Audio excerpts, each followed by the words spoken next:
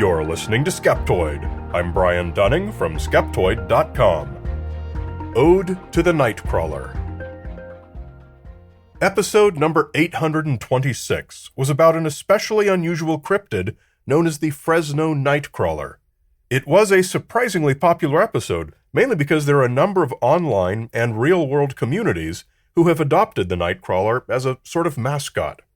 Today is episode number 850, and as longtime Skeptoid listeners have come to know, every 50th episode is usually a musical special, and what better way to celebrate a favorite icon than with a musical tribute? Well, I wasn't sure if that was a direction I wanted to go this time, but it turned out that the Nightcrawler held special meaning for me as well, because I once had a personal encounter of my own. The Nightcrawler, as you may recall, is known from just a scant handful of security camera videos, the most famous of which came from Fresno, California. The creature has only been spotted in pairs, a larger one followed by a smaller one. They look just like a pair of legs, with no other body parts or features, and flat as if cut from paper. They are also, as it turns out, extremely cute. But that doesn't stop them from being beastly creatures of the darkness who strike fear into the hearts of some and win over the hearts of others. It's now time for me to come clean and confess my own experience encountering the Nightcrawler. This is what happened. I was out for a stroll one warm summer night. The moon over Fresno shined clear and bright, when suddenly something caught my glance. A pair of legs, not wearing pants. No body, just legs. Only two white pegs. Must have drained that bottle right to the dregs. To see those Nightcrawler legs. The legs were white like an ironed sheet, just ambling along right down the street. I figured I must have lost my mind, when a second one followed close behind. No body, just legs. Only two white pegs. Must have drained that bottle right to the dregs.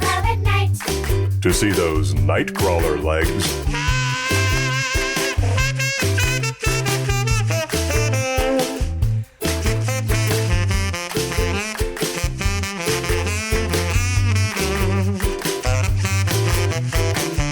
I reached for my pocket to grab my phone. This chance for a photo must not be blown. But off they sped into the night, until they vanished out of sight. No body, just legs. Only two white pegs. Must have drained that bottle right to the dregs. To see those Nightcrawler legs. Many times since I've sought my friends, for I know not how this story ends. I'd never have guessed in my wildest dreams that Nightcrawler lives not just in memes. No body, just legs. Only two white pegs. Must have drained that bottle right to the dregs. To see those Nightcrawler legs.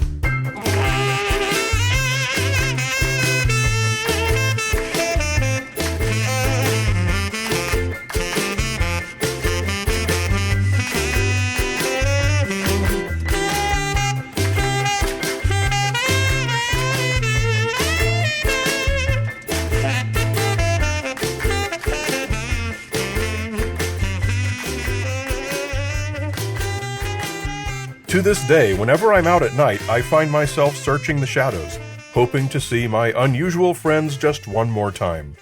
But whether I do or not, the Nightcrawlers have found a permanent home in my heart, as they have in so many others. And that's my story. Is it true? Well, it hardly matters. What does matter is that we not let skepticism turn to cynicism, and forget how to enjoy a fun story for its own sake. So if you ask me, I'm sticking to my guns. The Nightcrawler lives.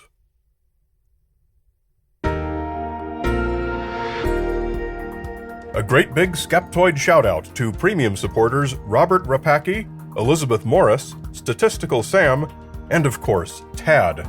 Thank you all so much for being Skeptoid supporters with your monthly micropayments and making it possible to bring Skeptoid to the world for free. Come to the online transcript for episode number 850 at skeptoid.com to download just this song without the surrounding narration to add to your favorite playlist. And be sure to watch our feature documentary film, Science Friction, a shocking look at how TV networks edit scientists out of context to misrepresent them. Science Friction, available on your favorite streaming services, or check sciencefriction.tv/watch for all the viewing options. And always remember not to let your skepticism turn to cynicism. You're listening to Skeptoid, a listener-supported program. I'm Brian Dunning from Skeptoid.com.